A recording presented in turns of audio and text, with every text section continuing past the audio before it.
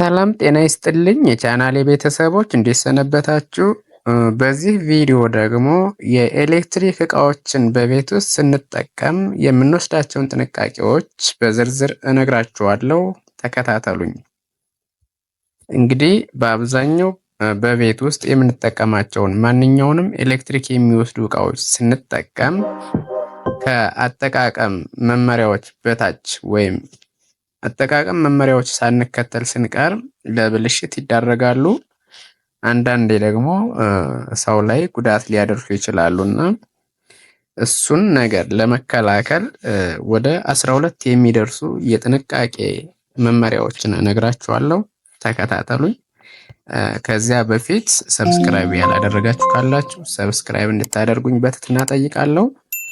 አንደኛ፣ በአንድ የግድግዳ ሶኬት ላይ ከመጠን በላይ አለመጠቀም። ለምሳሌ ፍሪጅ ከምንጠቀምበት ሶኬት ላይ ቲቪ ደግመን አለመጠቀም ወይም በተመሳሳይ ሰዓት አለመጠቀም። ሁለተኛ ምሳሌ ኤር ኮንዲሽነር እና የክፍል ማሞቂያዎችን በአንድ ላይ ወይም በአንድ ሶኬት ላይ በተመሳሳይ ጊዜ አለመጠቀም። በሁለተኛ ደረጃ ገመዶችንና ሶኬቶችን ቶሎ ቶሎ መፈተሽ ያስፈልጋል። ለምሳሌ የስልክና የላፕቶፕ ቻርጀሮች ሊኖሩን ይችላሉ። እነሱ ቻርጀሮች መላጣቸውን ወይም መበጠሳቸውን በየጊዜው መፈተሽ አለብን። ይህ ሆኖ ከተገኘ ወይም ተልጦ ከተገኘ ጉዳት ከማድረሱ በፊት መቀየር ያስፈልገናል። አንዳንድ ጊዜ ደግሞ ቦታ አልደርስልን ሲል ወይም ደግሞ ፍለጉ አልገጥምልን ሲል ማራዘሚያ ልንጠቀም እንችላለን። እነዚህ ማራዘሚያዎችን በምንጠቀም ሰዓት ከመጠን በላይ የሚሞቁ ከሆነ ቀድመን መፈተሽ ያስፈልገናል። ምክንያቱም ከፍተኛ ሙቀት አመጡ ማለት ሊቀልጡ ስለሚችሉ እቃው ላይ ጉዳት ያደርሳሉና እነሱን መከታተል ያስፈልገናል። ሶስተኛ፣ የማንጠቀማቸውን እቃዎች ነቅለን ማስቀመጥ አለብን። ለምሳሌ ቻርጀራችን ከሞላ በኋላ ነቅለን ማስቀመጥ ያስፈልገናል። ለምሳሌ የላፕቶፕ ቻርጀር፣ የስልክ ቻርጀር ሰክተን 100% ፉል ካለ በኋላ ከሶኬቱ ጋር ቻርጀሩን መንቀል አለብን። እንደገና ቻርጀሩን ከስልካችን እና ከኮምፒውተራችን ነቅለን ማስቀመጥ አለብን። የቡና ማሽን ከተጠቀምን በኋላ እዚያው ሰክተን መተው የለብንም። ቲቪ ከተጠቀምን በኋላ ወይም ደግሞ ሪሲቨርም ቢሆን ከተጠቀምን በኋላ ነቅለን ነው መተው ያለብን። ምክንያቱም አንደኛ ከፍተኛ ፓወር በመጣ ሰዓት ሳንጠቀመው በራሱ ሊመታው ይችላል ወይም ሊያቃጥለው ይችላል። በባለፈው ቪዲዮ ላይ እንደሰራሁት ተጨማሪ ኮንሳምፕሽንም ሊያመጣ ይችላልና ነቅለን ብናስቀምጥ ይመከራል። በአራተኛ ደረጃ ኤሌክትሪክ የሚጠቀሙ እቃዎችን ከውሃ ማራቅ ይጠበቅብናል። ለምሳሌ የፀጉር ማድረቂያ ውሃ አጠገብ አለማድረግ ይመከራል። የስልክ እንዲሁም የስልክ ቻርጀር ሊሆን ይችላል። የተለያዩ ኤሌክትሪክ የሚጠቀሙ ቻርጀሮችን ከኩሽና ከውሃ አካባቢ ማራቅ ይጠበቅብናል። ምክንያቱም ለምሳሌ ኩሽና አካባቢ ከገባ እዛ አካባቢ ደግሞ ውሃ ሊኖር ስለሚችል እርጥበት ነገር ሊኖር ስለሚችል እዛ ከገባ ስልክም ቻርጀርም ሁሉም ነገር ሊበላሽ ስለሚችል እሱን ነገር እንዳይሆን ይመከራል ማለት ነው። አምፖል ባለበት አካባቢ ውሃ አለመኖሩን ማረጋገጥ ያስፈልጋል። ስለዚህ ማንኛውንም የኤሌክትሮኒክስ እቃ በጥንቃቄ መጠቀም እና ከውሃ ማራቅ ያስፈልጋል።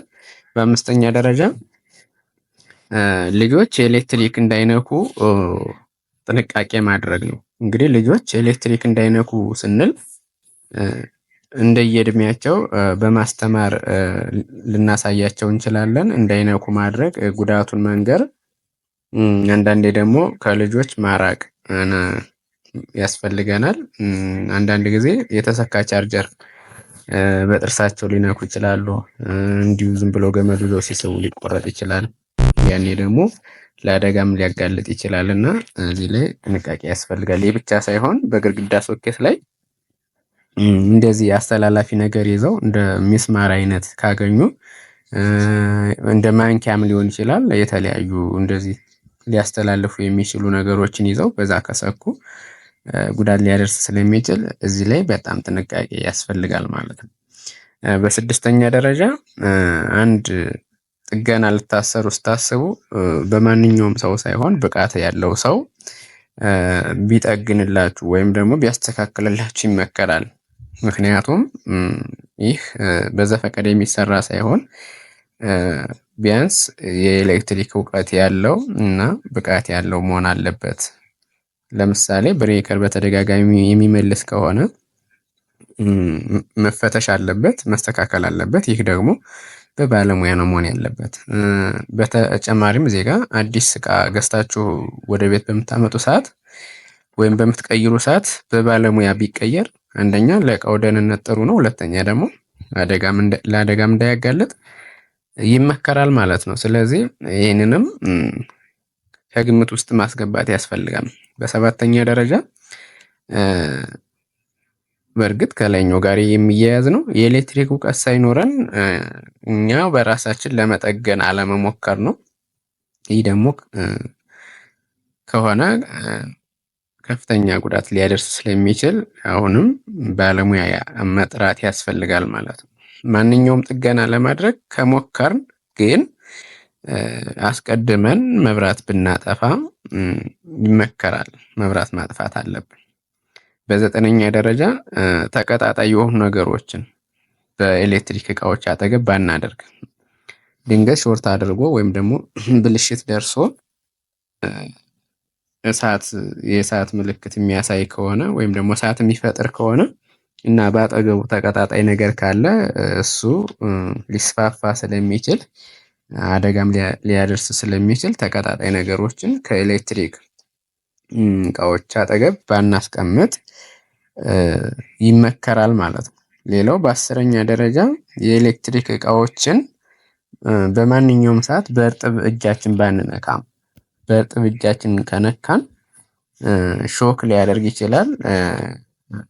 እንደገና ደግሞ ሊያስደነግጠንም ይችላል። እንደ ኢቭን የህመም ስሜት የሚያደርስ ሾክም ደግሞ ሊያመጣብን ይችላልና ይሄ በፍጹም ሊሆን የማይገባው ነው። በ11ኛ ደረጃ የኤሌክትሮኒክስ እቃዎችን አየር እንዲያገኙ ማድረግ ነው። አየር እንዲያገኙ ማድረግ ሲባል ለምሳሌ አንዳንድ እቃዎች ለምሳሌ ኮምፒውተር አይታችሁ ከሆነ የራሱ የአየር ማስወጫ ቀዳዳዎች አሉት።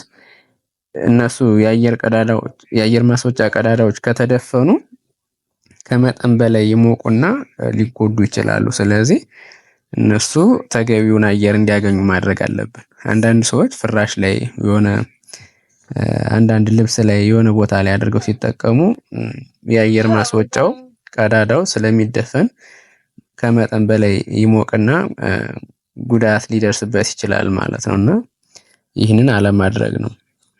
አንዳንድ ቲቪዎች በብዛት ቲቪ አይታችሁ ከሆነ ክፍት ቦታ ላይ በባህሪው ሰፋ ያለ ቦታ ስለሚይዝ አየር የሚያገኝበት ቦታ ነው በተለምዶ ያለው። ግን አንዳንዴ ደግሞ የታፈነ ቦታ ከሆነ ሊሞቅ ስለሚችል አየር ወዳለበት አካባቢ ማድረግ ያስፈልጋል ማለት ነው።